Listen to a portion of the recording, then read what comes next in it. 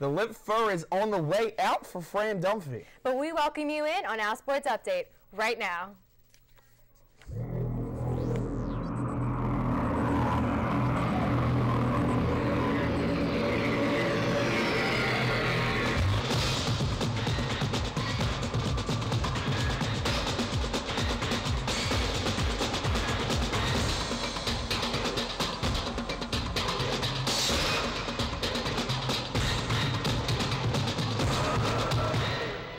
Hello everyone and welcome to this week's edition of OwlSports Update. Alongside Kyle Fisher, I'm Noelle Roby. This has been a disappointing week in Temple sports. So we thought it would be a good idea to lead off our show with the silver lining that did break up this past weekend's dark cloud. Coach Dunphy's face is now naked. A few years ago, the Owls coach made a bet with former Temple guard Deontay Christmas that if Deontay graduated from college, he would shave the famous stash. Although Christmas took his time to get those last 3 credits, Dunphy, being a man of his word, shaved the iconic facial hair for the first time in 40 years.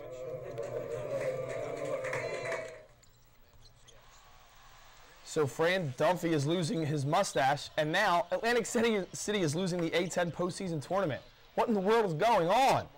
The conference's annual postseason tourney will be moving to the brand new Barclays Center in Brooklyn, New York in 2013. The A-10 has a 5-year agreement with the state-of-the-art arena. Dunphy and his team may be reluctant to make the move after experiencing so much success in the AC. The Owls won 3 consecutive championships from 2008 to 2010, which is the video you see here. That included a 10-game win streak along the beach before losing in last year's semifinal. Now for the dark cloud we mentioned earlier in the show. This past Saturday, the Owls faced off against the Toledo Rockets at the Link. Temple came into the game at 3-1. However, for the Owls, this was a tale of the turnover. Well, hello, Hooter. We start off with Chester handing the ball to Bernard Pierce, who runs for a gain and is taken down. Brian McManus kicks the ball, and it's good! Matt Brown received the punt, but oh, hey, it's off and recovered by Toledo. That leads for a TD for the Rockets. Chester Stewart throws, and intercepted by the Toledo once more. Now the Rockets are in position to score another touchdown. Yeah, there he goes.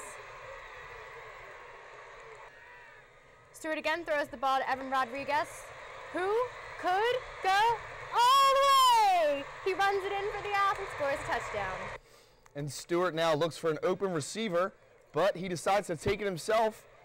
And as he goes down, fumbles, pops out, recovered by Toledo. Now number 17, Dwight Mackin hands off to Eric Page, who throws it down the field, right back to Mackin. Missed tackle there. Mackin runs it in for an easy TD. And number 4, Austin Danton under center drops back and dumps it off to number 22, David Flolin, who flips into the end zone right here. Stewart to Pierce, who looks like he's going to bring out some of that magic, get us back in the game, tiptoeing down the sidelines, but no, another fumble. Toledo does in fact recover. And a little juggling act here. No one could decide who wanted to intercept it. That's pretty much how this one went. Temple losing 36-13. We just lost to a Western Division team right now. Our whole season's about winning the East and having an opportunity to compete for the MAC championship. That's all right there in front of us. It's how you handle this right now. It's how you bounce back and how you get back on the road and play. Toledo came in here 1-3, and they came in here, to their credit, and came into Philadelphia and played their butt off. Okay? What we need to do is have a great week, get on the plane, and go play Ball State. One game doesn't make or break your season. What's important right now is how we respond, go on the road, and go play. For a little game wrap-up, Temple had 17 first downs to Toledo's 12. The Owls gave up 4 turnovers to the Rockets, who only had 1, and the total yards were almost even, with Temple at 318 and Toledo with 305. On a little side note, Temple allowed more points against Toledo than they had in the past 4 games this season.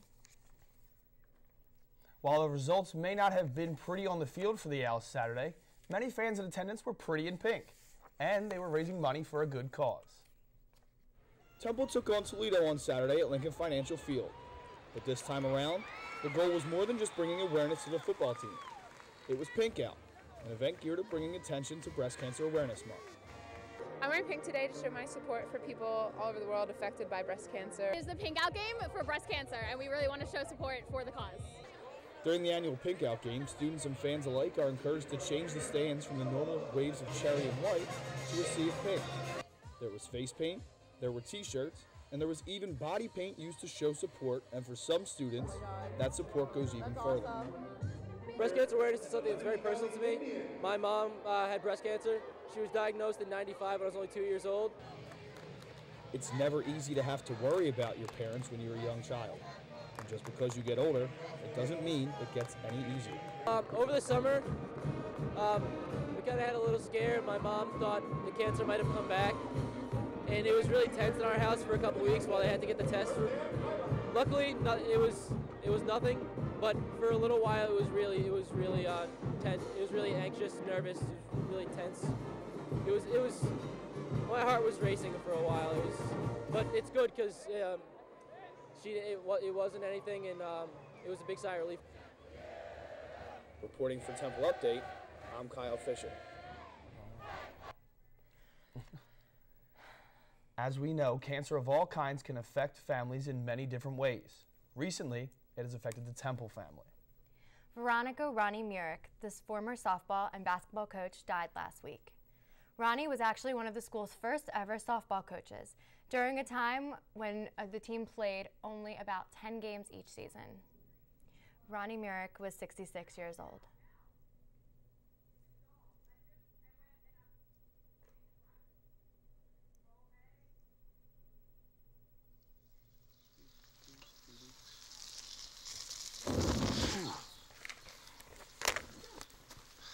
Here we go. Wait, marker.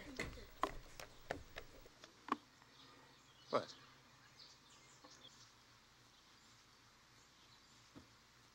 What?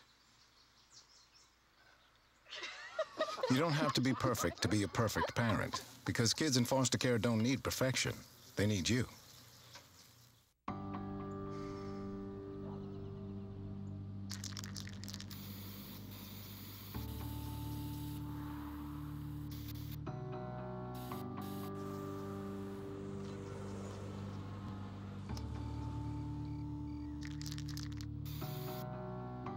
Turning a 20-foot wall into a canvas takes vision. So will getting into college. I've got what it takes. So do you.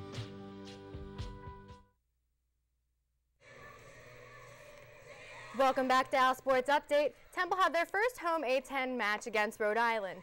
Colin Wallace led the Owls in the first set.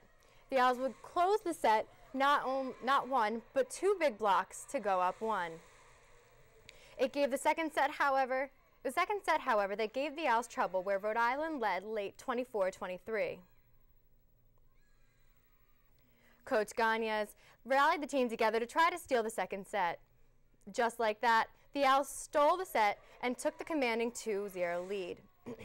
Thankfully, the third set was not as dramatic as Temple sweeps Rhode Island 3-0.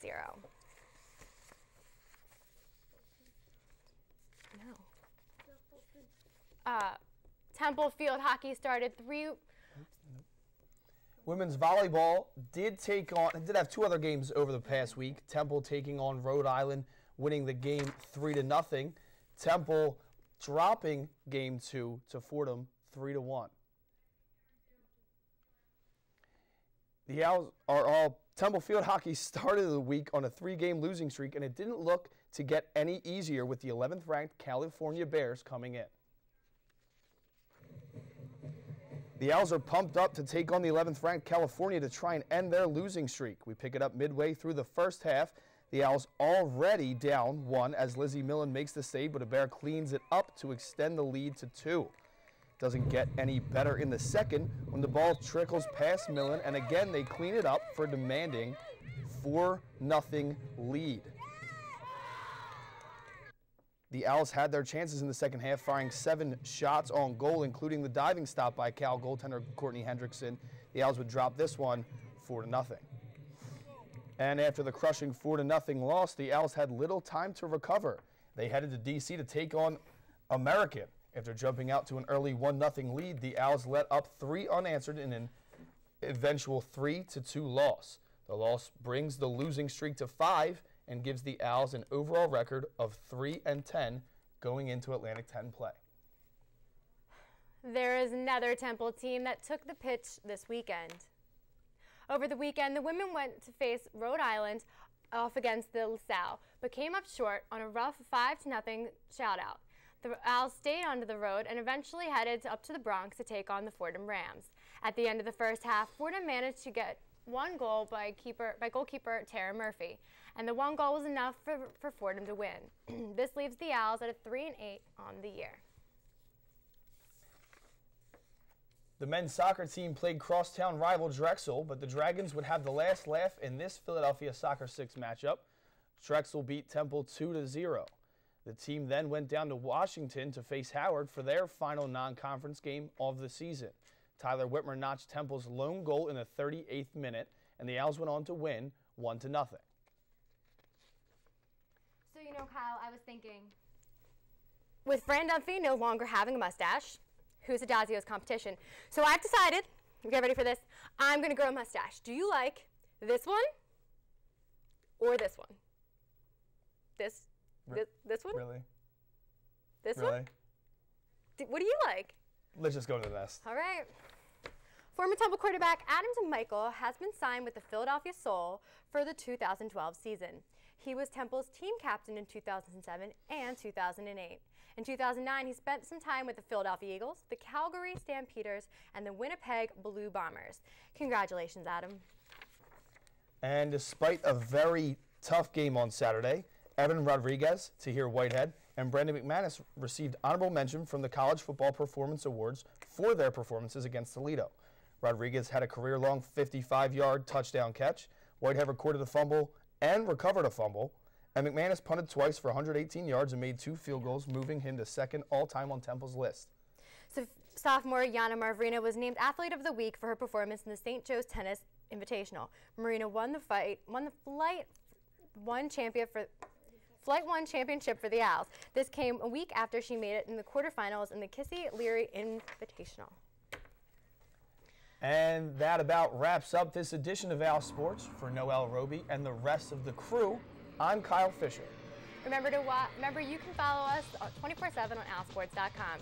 Have a good day.